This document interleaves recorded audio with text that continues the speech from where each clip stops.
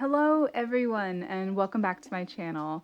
This is Robin from Soapery and today we're going to be making some black coral and sea moss soap. We're going to start off with all of our oils melted and around 90 degrees Fahrenheit. Then I'm going to pour in my lye solution and start blending. I blend only to emulsification because sometimes I don't know how the fragrance is going to behave. In this case, I know that this fragrance behaves brilliantly, so I'm not terribly worried about over blending it at all. But still, I like to just barely blend it to emulsion and then be able to have a little wiggle room later on if I need to blend it a little bit more. Now, I like a lot of fragrances. You guys have probably heard me say it so much that such and such fragrance is so good, it smells so good. But I'm telling you right now, this is one of the best fragrances I have smelled in the last year, and believe me, a soap maker smells a lot of things within the time span of a year. Just hearing the name of it, black coral and sea moss, unless you're somebody who lives on some sort of Caribbean or desert island or something like that, you really have no frame of reference for what it's going to smell like. But it smells marine, it smells salty, dark, musky. It's got notes of lavender, amber, vetiver, and it's so sexy. For this design, we're going to be splitting our batch into 3 different containers. About 70% of it is going to be uncolored, just the normal soap batter color. Then we're going to split the rest of it into 20% activated charcoal and 10% titanium dioxide.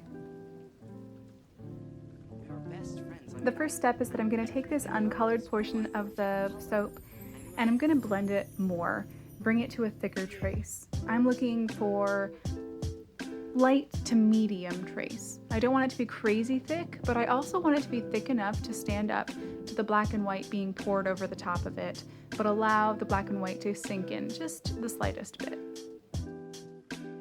Then I'm going to pour the uncolored batter into 2 separate soap molds and then let them sit while I get the rest of the batter ready to pour. Next, we turn our attention to the top portion of the bar. I wanted it to look marbled, mostly black, but with veins of white going throughout. To achieve this look, I decided I would do something like an in-the-pot swirl, where you pour all of the colors that you're going to pour into one pitcher, and then you proceed to pour that into the soap mold. Only I've already got soap in the mold, so this is going to be in the pot on top of something that's already a solid color. I pour the white into the black, and we are ready to start pouring it on top of our uncolored soap batter. At this point, you have some choices to make. Do you want to hold your pitcher up high and allow some of it to dip down into the soap like a drop swirl? Or do you want to bring your pitcher down lower, closer to the surface of the soap, and allow it to kind of just pile up on top of the soap? I did a mixture of both, and in some of my bars I got these teardrops of marbled black and white, and in other bars I just have this really cool swoop of black and white over the top of the solid color. It's your choice to make, but I think both are lovely. I ran back and forth with my pitcher trying to get everything out of it, but I didn't want to disrupt those white strands because that's really going to be creating that marbled look. After scraping out my container and kind of zhuzhing the soap into each of the edges, it was time to wait a little bit before getting ready to texture the top. Using the handle side of a spoon, I texture only on one side of the bar, scooping my spooned end down the edge of the soap mold and then up in a wave motion towards the center of the soap. It creates this really cool, interesting texture, and especially with this black and white marbled top here, it looks really, really cool.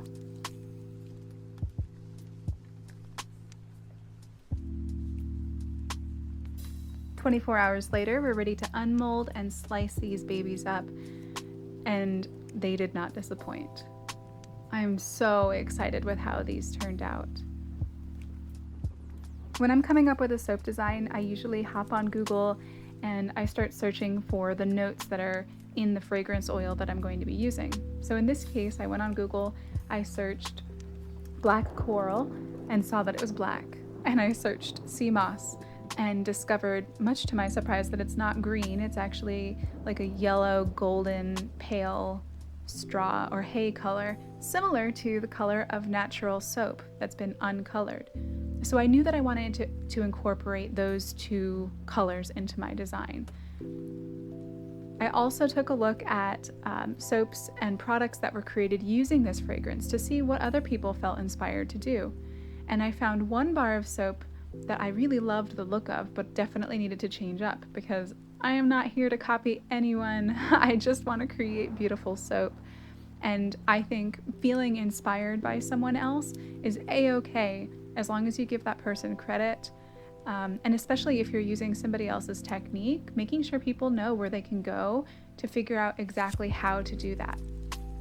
Now, my soap turned out completely different from the image that I was inspired by, but it's still what was inspiring to me. So I wanted to share that with you guys here. So check it out. This is the Black Coral soap bar from Haruna Island Soaps. And this is what inspired me. You can see the brown base and then the white and the black up top. And I took it in a completely different direction, but I wanted to give them credit because I thought it was a beautiful bar. Thanks so much for watching. If you liked this, please feel free to like and subscribe so that you can watch more of my videos, and I'll see you next time. Be well.